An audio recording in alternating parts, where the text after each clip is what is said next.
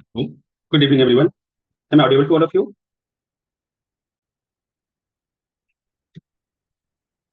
चलिए स्टार्ट करते हैं आज के सेशन में हम लोग क्या देखेंगे, रिएक्ट रिडक्स के बारे में देखेंगे। रिएक्ट रिडक्स में हम लोग ग्लोबली जो है डेटा हैंडल करना सीखेंगे। इससे पहले हम लोग रिडक्स केवल देखे थे। रिडक्स के अंदर हम लोग क्या देखे थे, लोकली डेटा हैंडल करना सीखे थे। यहाँ पर अब हम लोग क्या करेंगे, ग्लोबली डेटा को हैंडल करना देखने वाले हैं।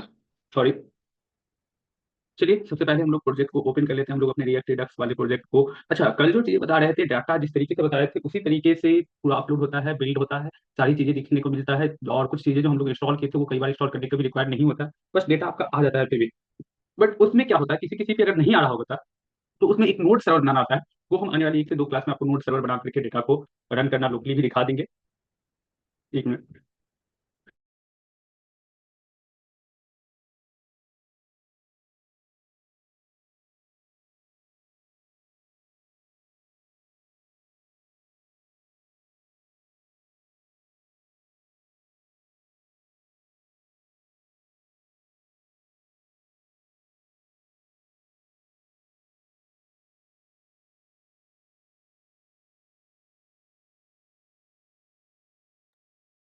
तो क्या बता रहे थे लास्ट क्लास में, जो आप लोग को डेटा को कैसे हम रिएक्ट में जो भी प्रोजेक्ट बनाते हैं उसे कैसे अपलोड करते हैं, हम लोग होस्टिंगर वगैरह पे कैसे क्या करते हैं, और सर्वर को परचेज करते हैं, डोमेन को परचेज करते हैं। होस्टिंगर के साथ आप लोग को बताए थे, प्राइस राजा भी आता है, बिग रॉक आता है। बिग रॉक वगैरह जो होता है ना, नॉर्मली लोकली कंपनी जिस तरीके से देता है उस तरीके से इसका यूजर इंटरफेस होता है। तो इस पर भी कभी रहेगा ऐसा, कभी परचेज करने को बना, इस पर भी कभी बता देंगे। ठीक है, देख रहे हैं .com डोमेन जो है 69 रुपये पर मंथ के हिसाब से फर्स्ट ईयर के लिए देगा। वाह, ठीक है। तो उसमें एक चीज रह गया था, जो आपका लोकल पे हम लोगों को बिल्ड करने के बाद भी हमारा रिएक्ट जो है लोकल पे रन नहीं हो रहा था, कभी कभी रन कर जाता है किसी सिस्टम किसी में नहीं रन करेगा। वहाँ पे नोड के थ्रू एक सर्वर बनाना होता है उसका। तो वो चीज इसी आने वाले क्लास में हम जरूर बताएंगे आप लोगों को। अभी के लिए क्या करते हैं, हम लोग को रिएक्ट रिडक्स को देखते हैं। पहले रिएक्ट रिडक्स के थ्रू हम लोग क्या करने वाले थे, रिडक्स केवल अभी तक हम लोग देख चुके हैं। तो रिएक्ट रिडक्स के थ्रू हम लोग डेटा को ग्लोबली हैंडल करना सीखेंगे आज के क्लास में। सबसे पहले हम अपने रिएक्ट रिडक्स को ही ओपन कर लेते हैं, प्रीवियस क्लास में जो बनाए थे उसी को ओपन कर लेते हैं। ऐप डॉट जेएसएक्स के अंदर जाते हैं और जो भी चीजें हम लोग कॉल कर रखे हैं इस सब को कमेंट कर देते हैं, जिससे क्या होगा, और जो भी नया कंपोनेंट से बना हो उस कंपोनेंट का डेटा हमें नहीं दिखने को मिलेगा, हमें बस वेलकम टू रिएक्ट रिडक्स देखने को मिलेगा। इसको क्या करेंगे, npm रन डेव करके इंटर करते हैं। डेटा मेरा रन होना चाहिए, लोकल बस्ट 5173 के ऊपर रन हो गया। ये अभी ऑफर वगैरह क्या दे रहा है परचेज करने के लिए, जरा एक बार को इसको भी चेक किया जाए साथ में। क्लाउड होस्टिंग, वीपीएस होस्टिंग, ठीक है। एक अफोर्डेबल रेंज में जो है आपको यही वीपीएस होस्टिंग ही आता है और बहुत ही सही चीज आता है ये। इसके क्लाउड होस्टिंग, ठीक है। वीपीएस होस्टिंग डेडिकेटेड सर्विस, इस पर मत जाना, डेडिकेटेड सर्विस पर। फेयर होस्टिंग, वन वेबसाइट 79 पर मंथ, 5 GB काफ़ी है। 100 GB transfer, 5 email account, 1 database. Website migration free, server location USA, 2 GB RAM ही है तेरा, इसके साथ मत जाना, ये सही है।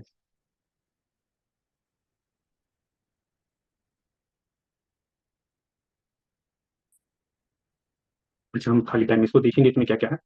अभी हम लोग पहले अपने प्रोजेक्ट के ऊपर आते हैं। तो चलिए प्रोजेक्ट में आगे हम लोग सिंपल सा हमारा होम पेज बन के रेडी है। होम पेज के अंदर वेलकम टू रिएक्ट रिडक्स लिख के रखे हुए हैं, यहाँ तक तो किसी को कोई प्रॉब्लम नहीं है। अब मान लो कि हमें डाटा लोकली बनाना होता है, रिडक्स का यूज करना होता है, तो सबसे पहले हम लोग इसको कॉल करते थे सिंपली। ये दोनों बाद में हम लोग इसको ऑन करेंगे। यहाँ पे सबसे पहला काम हम लोग क्या करते थे, किसको इंपोर्ट करते थे, रिडक्स को यूज करने के लिए आपको इससे पहले भी import create store from Redux, Redux से यूज करना ही है तो आपको किसको इंपोर्ट करना पड़ेगा, किसको यूज करते थे, क्रिएट स्टोर को, ठीक है। इसको कहाँ से इंपोर्ट कीजिएगा आप लोग, रिडक्स के अंदर से इंपोर्ट कर लीजिएगा। और इसका यूज क्या होगा, जैसे क्रिएट स्टोर को अगर आप कॉल करते हैं तो क्रिएट स्टोर क्या होता है, अपने आप में एक मेथड होता है, एक फंक्शन होता है जो अपने अंदर काफी सारे फंक्शन को मेथड को लेकर के चल रहा होता है। तो इसको भी क्या करते हैं, एक वेरिएबल के अंदर स्टोर करते हैं। तो वेरिएबल हमारा किस नाम से बनाएंगे, सबसे पहला काम क्या करना है हम लोग को, एक वेरिएबल बनाना है। किस नाम से बनाना है,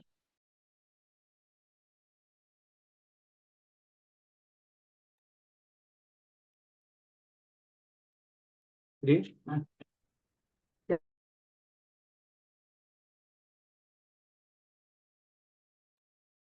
तो क्या बता रहे थे, इस स्टोर को भी हम लोग क्या करेंगे, एक स्टोर नाम के वेरिएबल के अंदर स्टोर कर लेंगे, ठीक है। तो सबसे पहले कॉन्स्ट, अब किसी भी नाम से वेरिएबल बना सकते हो, कॉन्स्ट स्टोर इक्वल टू क्या करेंगे हम लोग, क्रिएट स्टोर और इसके अंदर क्या करते थे हम लोग, एक कॉल बैक फंक्शन बनाते थे, उस कॉल बैक फंक्शन को ये रिडक्स क्या कहता है, रिड्यूसर कहता है। तो आप चाहो तो ये कॉल बैक फंक्शन इसी के अंदर बना सकते हो, और उस कॉल बैक फंक्शन के अंदर अब क्या करते थे, दो वेरिएबल, सॉरी, एक इसके अंदर, अरे क्या हम बता रहे हैं, स्टोर और एक्शन नाम से दो पैरामीटर सेट करते थे। ठीक है, स्टोर बता रहे हैं, फिर स्टेट एंड एक्शन नाम से हम लोग क्या करते थे, दो पैरामीटर सेट करते थे। अब यहाँ पे हम लोग क्या करेंगे, इसके अंदर एक काम करो, हम प्रॉपर रिड्यूसर ही बना देते हैं। अब यहाँ पे सारी फंक्शनलिटी को हम लोग लिखते थे, जो अगर एक्शन हमारा ये रहा तो इसका स्टोर क्या होगा, स्टेट क्या होगा, अगर एक्शन ये रहा तो इसका स्टेट क्या होगा, अलग अलग स्टेट, अलग अलग एक्शन पे अलग अलग स्टेट को हम डिफाइन कर रहे थे। उसी को हम लोग क्या करते, डिस्पैच के थ्रू एक्शन देते, और उस स्टेट जो एक्शन के ऊपर जो स्टेट हमें मिल रहा था, उस स्टेट को हम क्या करते, हम अपने वर्ड के ऊपर प्रिंट करा रहे होते। तो अब हमको क्या कर रहा होता है कि ये पूरा का पूरा स्टेट, ये जो पूरा फंक्शनलिटी यहाँ पे लिखते हो, क्रिएट स्टोरी से क्या कहता है, रिड्यूसर कहता है। तो आप इसको यहाँ पर ना लिख करके यहाँ पे रिड्यूसर नाम से एक पैरामीटर सेट कर दो। ठीक है, और इस पैरामीटर को क्या करोगे आप लोग, ऊपर में एक वेरिएबल के अंदर स्टोर कर लोगे, एक वेरिएबल में इसको क्या करोगे, एक वेरिएबल बना दोगे। ठीक है, और इस वेरिएबल का वैल्यू क्या रखोगे, जो भी चीजें आप कट की हो यहाँ, जो चीजें इसके अंदर लिखे रहते हैं, इसे क्या करोगे, एक सेपरेट वेरिएबल के अंदर बनाओगे, और वहां पे इसका सारा एक्शन डिफाइन करोगे, और फिर उसी एक्शन को आपका क्या करोगे, कॉल करोगे। तो सबसे पहले यहाँ पे स्टेट तो दे दिए, स्टेट में क्या होता है, कई बार हमको वैल्यू बताना पड़ता है कि किस तरह का आप डेटा भेजो, डेटा टाइप बताना होता है। डेटा टाइप कैसे बता पाते हैं हम लोग, तो डेटा टाइप के लिए हमें सबसे पहले क्या करना होता है, यहाँ पे कुछ चीजें रिटर्न करना होता है। क्या रिटर्न करना होता है, तो रिटर्न के अंदर हम बताते हैं कि हमारा स्टेट क्या हो। अगर कुछ एक्शन है तो आप इफ लिख करके यहीं पर से क्या करोगे, एक्शन डालोगे, फिर उस एक्शन के ऊपर हम लोग क्या करते हैं, स्टेट डालते हैं। लेकिन अभी हम डायरेक्टली क्या करने वाले हैं, एक स्टेट को प्रोवाइड करेंगे, फिर उसे एक्शन के ऊपर हम लोग कन्वर्ट करेंगे। तो स्टेट आप क्या करो, कुछ भी डालो, जैसा भी स्टेट है, आपको बाय डिफॉल्ट क्या करना है, ये एक मैसेज पास कर देना है। ठीक है, और मैसेज का वैल्यू क्या कर देना है, कुछ नहीं, तो सक्सेस ही पास कर दो, सीएलसी ही पास कर दो, कुछ भी पास करना है आप पास कर सकते हो।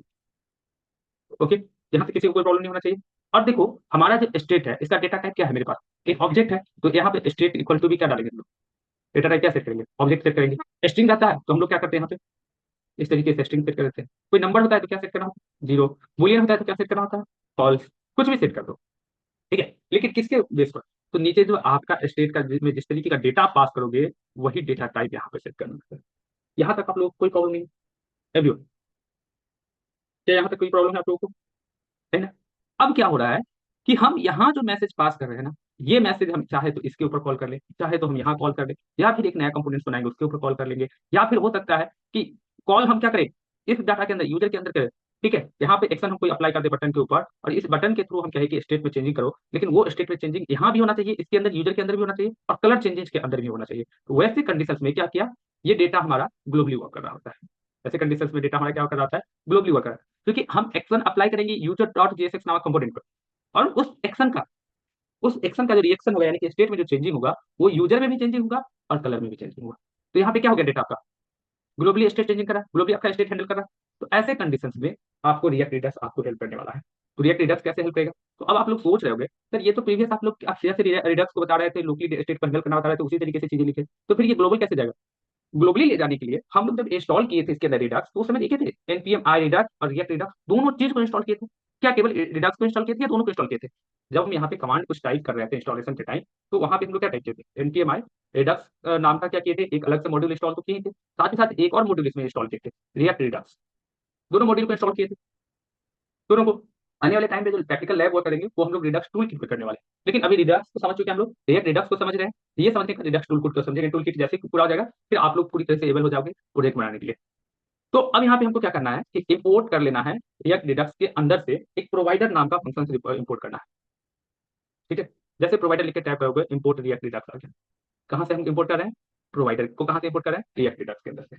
अब इस प्रोवाइडर का क्या काम है, तो यहाँ पे जो भी डेटा बन रहा है ना, इसको ग्लोबली लेके जाने का काम होगा। क्रिएट स्टोर के थ्रू हम क्या करते हैं, इसी में एक्शन वगैरह कोई बटन डालते हैं, अगर बटन नहीं डाल रहे हैं तो वो डायरेक्टली हुआ कर जाता है, डायरेक्टली पेज लोड होता है, सीएनसी वेरिएबल डाल जाता है। अगर हम बटन नहीं डाल रहे हैं और उस एक्शन को हम कहीं पे कॉल कर रहे हैं, कोई स्टेट वगैरह कोई एक्शन वगैरह नहीं डाले, और देख रहे हैं ना यहाँ पे क्या किया, इसको वैल्यू को सीधा कॉल कर दिया। यहाँ भी आप चाहो तो किसको कॉल कर दोगे, इसके अंदर S2 के अंदर, इसको आप से यहाँ पे इसको वैल्यू बना दिए, क्या नाम दोगे इसका, मैसेज। स्टेट डॉट मैसेज दे दो।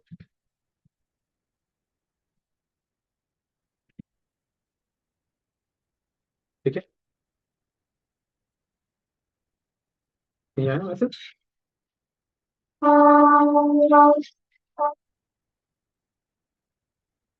अगर एक्सेल कुछ भी नहीं डाल रहा है तो इसको डायरेक्टली प्रिंट हो जाना चाहिए था।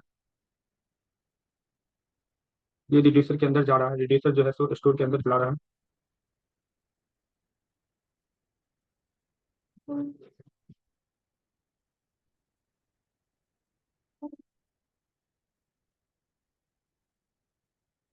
स्टोर डॉट मैसेज ही आएगा।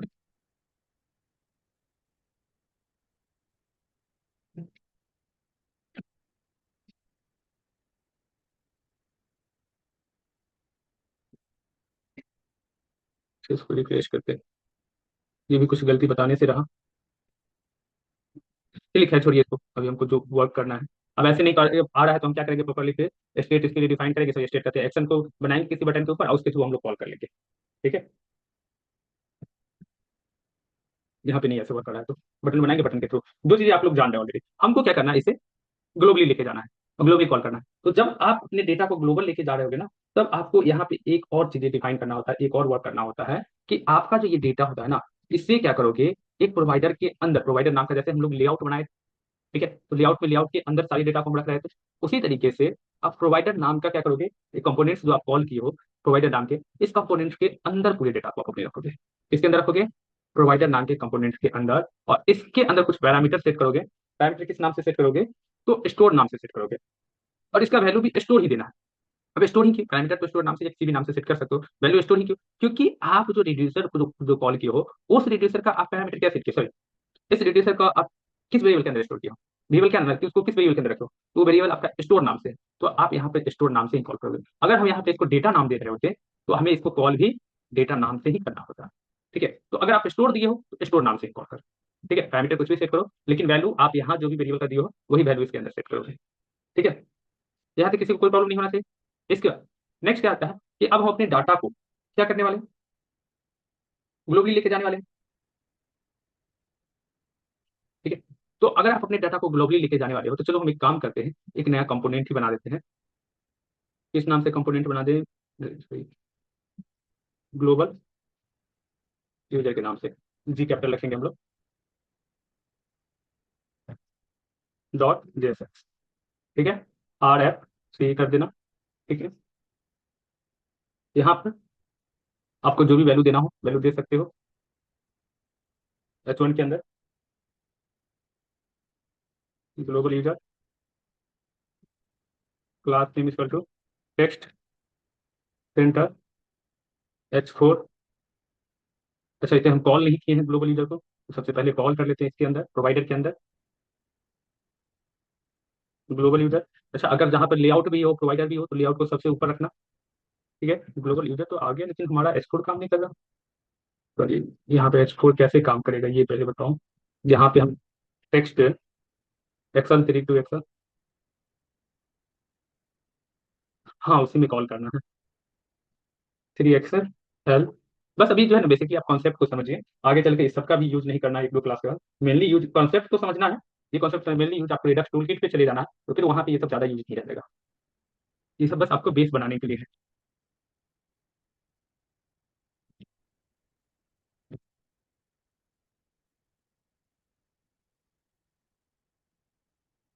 चलिए,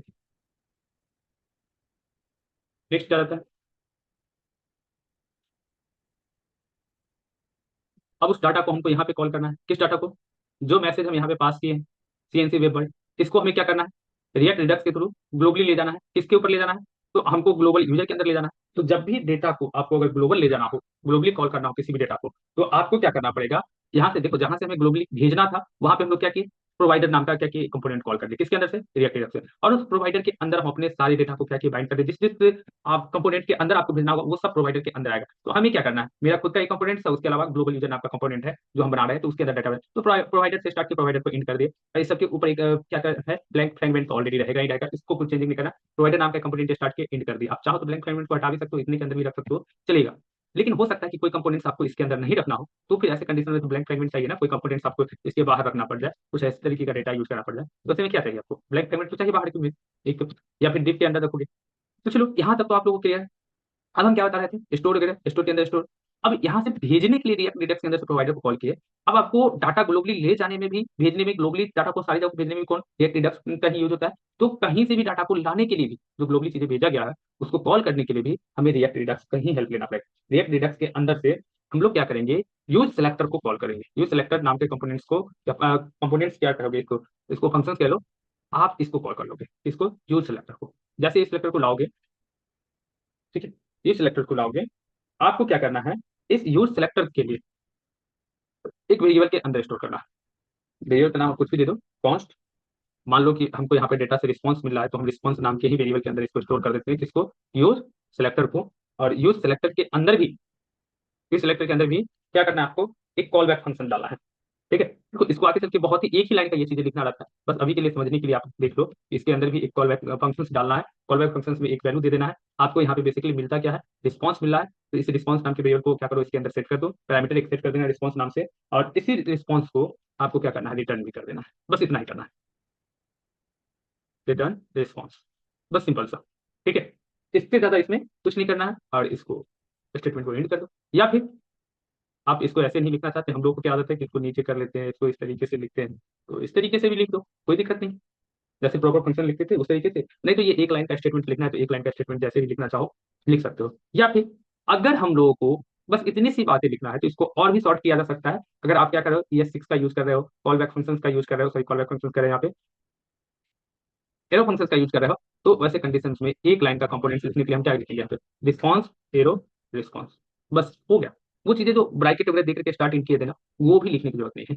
तो अभी के लिए इसमें हम रखने देते हैं इस तरीके से ही, या फिर इसको अभी जैसे रिटर्न किए थे, क्या कर रहे हैं, चलो इसको ऐसे रहने देते हैं, रिटर्न रिस्पॉन्स नहीं रहने देते हैं। ठीक है? और इस डेटा को अब ये क्या करेगा, ये सारा डेटा इसके अंदर जो भी डाटा आप लाए हो, यूज सिलेक्टर दो बार आ गया, ये कैसे हो गया, फर्स्ट तो अलग अलग है। ठीक है, कैपिटल नहीं होना चाहिए फर्स्ट आपको। और यूज सिलेक्टर को कहाँ आप कॉल कर दियो, रिस्पॉन्स नाम के एक वेरिएबल के अंदर रख दियो। अब इस डेटा को आप कहीं भी प्रिंट कर दो। S2 नाम से एक, सॉरी, पैरामीटर सेट करना आप लोग, पैरामीटर कहते हैं, S2 टैग को ले लीजिए। और इसके अंदर आप क्या कीजिए, रिस्पॉन्स डॉट क्या आना चाहिए, रिस्पॉन्स डॉट रिस्पॉन्स नहीं, यहाँ पे क्या है, मैसेज। चलिए आ गया, CNC वेबर ग्लोबली कॉल होता है। अब ये कहीं भी कॉल हो सकता है।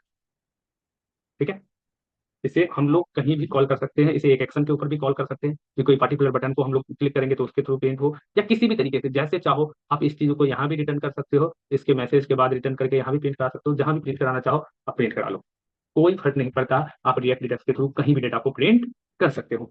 ठीक है, अब इस डाटा को इसमें हम कोई एक्शन रखे, जो इस एक्शन पे यहाँ पे बटन पे कोई भी चीज क्लिक कर रहा है तो उसका रिस्पॉन्स जो है हमें इस यूजर के अंदर भी दिखे, तो अब दिखेगा। अब ये डाटा मेरा क्या हो गया, ग्लोबल हो गया। तो इसी चीज का यूज ई कॉमर्स वेबसाइट में किया जाता है। ई कॉमर्स वेबसाइट में क्या होता है कि जब आप फ्लिपकार्ट अमेजोन वगैरह परचेज कर, फ्लिपकार्ट अमेजोन पे जाते हो कोई भी सामान परचेज करने के लिए, तो आप क्या करते हो, कोई भी प्रोडक्ट को किसी भी पेज पे कहीं भी देखते हो, वहां ऐड टू कार्ट करते हो, तो वो देखना ऐड टू कार्ट वाला बॉक्स जहां जहां हमें देखने को मिलेगा, हर जगह पे वो हमारा प्रोडक्ट क्या होता है, ऑटोमेटिकली जाके ऐड हो जाता है। क्यों ऐड होता है, वो इसी की वजह से ऐड होता है। हालांकि वहां पे रिडक्स टूलकिट का यूज किया जाता है। तो आप अगर इस प्रोडक्ट को ओपन कर लो, मैट को, योगा मैट को, ठीक है, योगा मैट से याद है आप लोगों को भी योगा तो करना चाहिए, एक्सरसाइज करो ना करो, बट योगा जरूर करना। ठीक है, ½ एन आवर या 1 आवर टाइम निकाल करके मॉर्निंग इवनिंग किसी भी टाइम में, ज़्यादा अच्छा हो कि मॉर्निंग के टाइम में योगा करना। ठीक है, 10 to 15 डेज में इसका असर दिखता है, बहुत अच्छा हो रहा। ठीक है, हाँ मेडिटेशन भी कर सकते हो, पहले स्टार्ट तो कीजिए खुद से भी, योगा तो कीजिए ना, बॉडी भी तो आपको स्ट्रेच करना होगा, क्योंकि आप सब जो है सो कंप्यूटर पर बैठ के दिन दिन भर वर्क करोगे होल डे, या उससे इवन 10 to 12 आवर प्लस भी कई सारे स्टूडेंट्स चले जाते हैं, तो 1 आवर तो आपको निकालना पड़ेगा। अब देखो इसमें जैसे हम ऐड टू कार्ट कर रहे हैं इस पेज पे, तो ये चीजें यहाँ भी क्लिक होना चाहिए। यहाँ भी देखो, अब मेरे पास क्या है, लॉगिन नहीं था, लेकिन कुछ समय के लिए यहाँ पे क्या हुआ, ऑटोमेटिकली ऐड टू कार्ट में ऐड हो गया। कार्ट पे हम क्लिक करेंगे तो वो चीजें कार्ट के अंदर से भी हमें दिख जाता है कि हाँ ये प्रोडक्ट ऐड किया गया हुआ है। ये सब कैसे हो रहा है, तो यहाँ पे काम करता है। आप चाहो तो प्रॉपर प्योर जावास्क्रिप्ट से ये चीजें लिख सकते हो, लेकिन बहुत कोड लिखना पड़ेगा प्योर जावास्क्रिप्ट से इस चीज के लिए। लेकिन रिडक्स टूल की हेल्प से क्या होगा, यही 4-5 लाइन का कोड लिखोगे और डाटा सारी जगह वर्क करेगा। समझ रहे हो चीजों को? तो चलिए अब इसको हम देखते हैं एक्शन के ऊपर वर्क करके। अब इसे यहाँ पर हम एक्शन को परफॉर्म कराएंगे और एक्शन का रिएक्शन किसी और पेज पे देखेंगे, जैसे अभी हम लोग देखें। ठीक है, तो इसके लिए चलिए एक एक्शन बना के भी हम देखा जाए, क्या कहते हो एवरीवन? अभी तो क्या हुआ मेरे पास, पेज लोड होते ही आ गया, रिजल्ट जो है CNC web world page load होते ही आ गया। ऐसा तो नहीं कि किसी बटन को क्लिक करने पे आ रहा है। इसका जो भी डिजाइन डिजाइन देना चाहो आप यहाँ पे दे सकते हो क्लास नेम के अंदर। ठीक है, इसको भी टेक्स्ट हम सेंटर ही डाल देते हैं और टेक्स्ट ऑरेंज डाल देते हैं।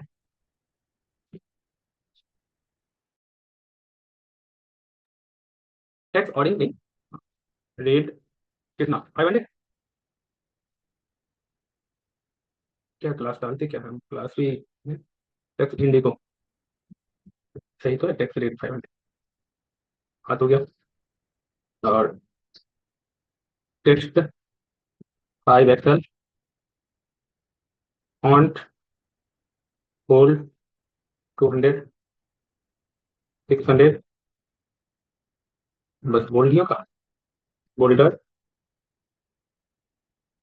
क्या जो भी है बोल दिया जैसे।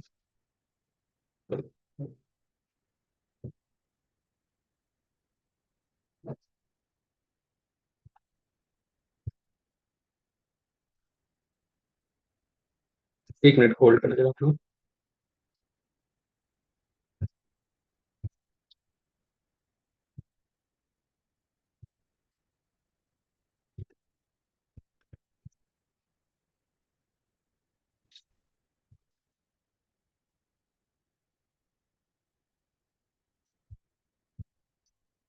चलिए,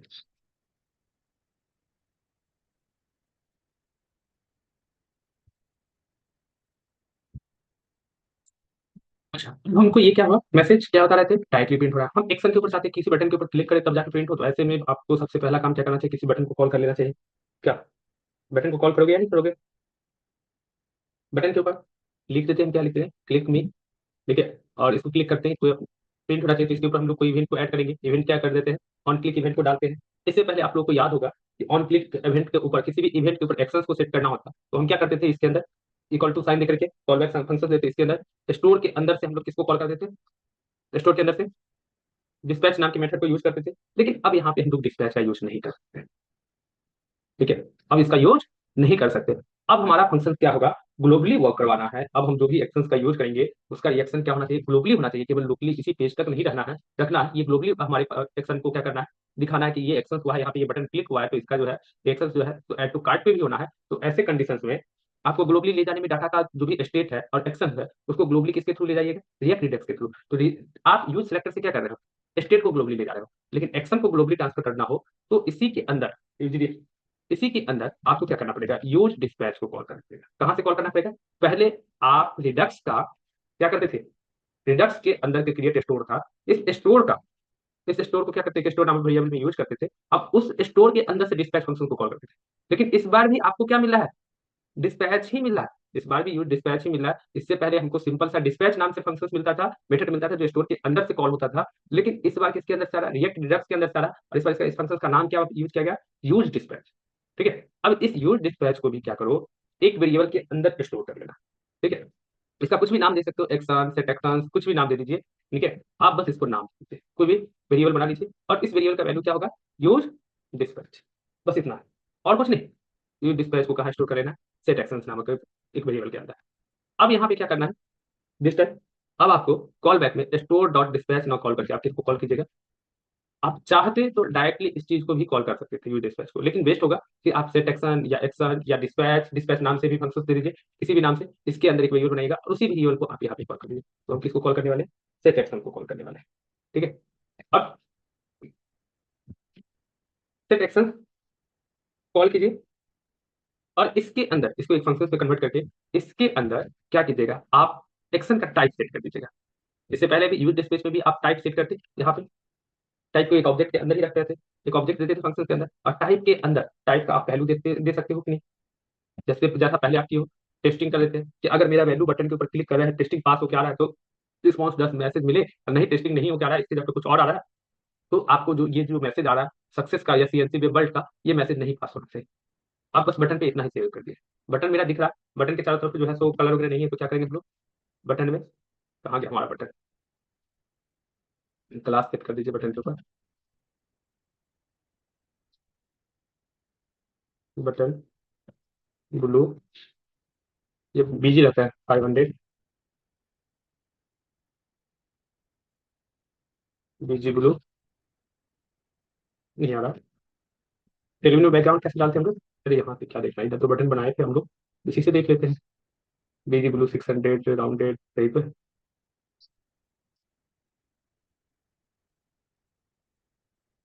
कंट्रोल C,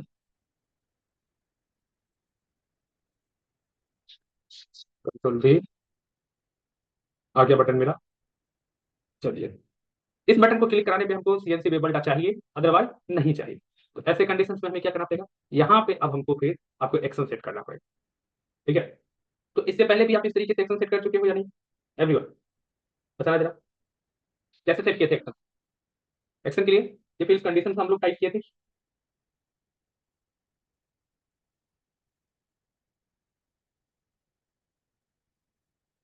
अरे सिंपल सा है, आप लोग इसके क्या करो, कट कर लीजिए इसे, इसको एक बार को कट कर लीजिए, और इफ कंडीशन डाल दीजिए, इफ एक्शन डॉट टाइप, यानी कि एक्शन का टाइप क्या है आपका, इक्वल टू टेस्टिंग है, क्या आना चाहिए वैल्यू, रिटर्न करा दीजिए, अदरवाइज नहीं आएगा। कंट्रोल S कीजिए, अरे सारा का सारा मैसेज गायब हो गया,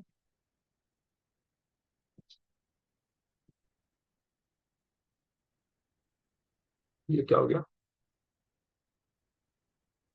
अच्छा एक और चीज, इसको यहाँ से कर दीजिए, response and response dot message, ठीक है, क्लिक, बस इतना ही करना रहता है। जब आप एक्शन सेट सेट करोगे ना, तो आप ये चीज आपको सेट करना पड़ेगा, response and and response dot message, नहीं तो आपको फिर ये सारा का सारा डेटा गैप कर देगा, आपको नहीं प्रोवाइड करेगा। बस हो गया, इतना ही वर्क करना है आपको। अब यही कंपोनेंट्स को आप चाहते हो कि ग्लोबली यूज करना, अगर हम यहाँ पे क्लिक में क्लिक कर रहे हैं, तभी ये मैसेज क्या हो कि इस पेज पे तो आए ही है, किसी और कंपोनेंट्स पे, जैसे अभी हमको यहाँ पे क्या किए कि इसको ऐड टू कार्ट किए, तो ये मेरे कार्ट वाले पेज के ऊपर भी जाके शो कर गया, डेटा को लेके चला गया, कार्ट वाले को हम लोग क्लिक कर रहे हैं, तो ये कैसे होगा। तो अब बस सिंपली एक और फाइल आप बना लो, कुछ मत करो, अब सिंपली क्या करना, एक और पेज बना लीजिए। ठीक है, अब किस नाम से, ग्लोबल यूजर 2 कर दे, कंपोनेंट के अंदर न्यू फाइल, जी यूजर कर देते हैं, जी यूजर डॉट JSX, बस इतना फाइल डाल दीजिए, RFCE कीजिए, और कुछ नहीं कीजिएगा, जी यूजर करके आ रहा है। आपको क्या करना है इसके अंदर, सबसे पहले डेटा को ग्लोबली ले जाने के लिए, ठीक है, यहाँ पे हम क्या करते हैं, ब्लैंक फ्रेगमेंट डालना है तो डालिए, नहीं तो H1 के अंदर सिंपल सा डाल दीजिएगा, जी यूजर, इसको भी क्लास नेम करके सेंटर में ले आइए इसको, टेक्स्ट सेंटर, बस सिंपल से इतना ही करना, टेक्स्ट सेंटर, और टेक्स्ट का साइज 3XL, और फॉन्ट बोल्ड, बस। अच्छा इस डेटा को कॉल भी तो करना पड़ेगा, कहाँ कॉल करेंगे हम लोग, जी यूजर को, अब देखिए इस बार भी हमको प्रोवाइडर के अंदर ही रखना पड़ेगा, क्यों रखना पड़ेगा, क्योंकि हमको क्या करना है, स्टेट जो है तो ग्लोबली एक जगह पर से जो भी कंटेंट है ग्लोबली हमको इसके अंदर भी लेके जाना है, ग्लोबली डेटा के अंदर ही इसको भी यूज करना है, तो ऐसे कंडीशंस में इसके अंदर इसको भी हमको क्या इसके अंदर रखना पड़ा, प्रोवाइडर के अंदर रखना पड़ा। अब यहाँ पे आपको ग्लोबली डेटा चाहिए, ग्लोबली एक्सेस चाहिए, तो अभी तो हमको बस डेटा चाहिए ग्लोबली, तो हम क्या करेंगे, सिंपल सा यूज ग्लोबली डेटा के लिए सिलेक्टर को कॉल कर लेंगे, और यूज सिलेक्टर का हम लोग यूज कहाँ करेंगे, यहाँ पे हम चाहते हैं कि डेटा को दिखाना किसके अंदर, इसी को क्या करो, कंट्रोल D कर दीजिए, S2 कर दीजिए, और S2 कर दीजिए, ठीक है, बस डेटा आपको ग्लोबली दिखाना है, इसको 4XL कर दीजिए, डेटा आपको बस लाना है, तो डेटा लाने के लिए इससे पहले हम लोग क्या किए, कैसे ला रहे हैं डेटा को, किसके अंदर स्टोर करवा रखे हैं यहाँ पे, रिस्पॉन्स के अंदर। अच्छा ये चीज हमको बार बार फिर से यूज सेलेक्टर को हमें यहाँ भी लाना पड़ेगा, स्टोर करना पड़ेगा, कौन रिस्पॉन्स नाम से ही वेरिएबल बनाइए, और यूज सिलेक्टर, ठीक है, इसके अंदर कॉल बैक दीजिए, यूज सिलेक्टर के अंदर कॉल बैक भी क्या डालना, directly response equal to response डाल दीजिए, बात खत्म, बस इतना ही एक लाइन का डालना है, और इसे और कुछ नहीं है, बस इतना सा ही। अब यहाँ से जो भी मैसेज पास करना है, रिस्पॉन्स डॉट, इस रिस्पॉन्स को डस्ट मैसेज, और इस मैसेज को हम किसके ऊपर बता रखे हैं, एक एक्शन के ऊपर, देखिए जैसे ही क्लिक करेंगे ये इसके ऊपर भी डाटा भेजना चाहिए, क्या हुआ इसके ऊपर डाटा नहीं भेज रहा, दोनों में आ जाना चाहिए था, अच्छा हाँ, इस पे डाटा कैसे आएगा अभी देखो फिर से हमको response and response that message click कीजिए, रिफ्रेश तो हो गया उसमें से चार हमारा डेटा S2 सही है। चलिए बार बार इसके अंदर क्यों आ जा रहा है, use selector React redux click में, देखो आ गया। बस इतना सही था, इसका स्क्रीनशॉट ले लीजिए, आज के लिए यहीं तक रहने देते हैं। मिलते हैं हम लोग नेक्स्ट क्लास में, नेक्स्ट क्लास में हम लोग देखेंगे रिएक्ट रिडक्स को, रिडक्स टूल किट को। क्विकली आप लोग इसका स्क्रीनशॉट लीजिए, अब हमें न्यू क्लास भी अभी ये स्टार्ट करना है।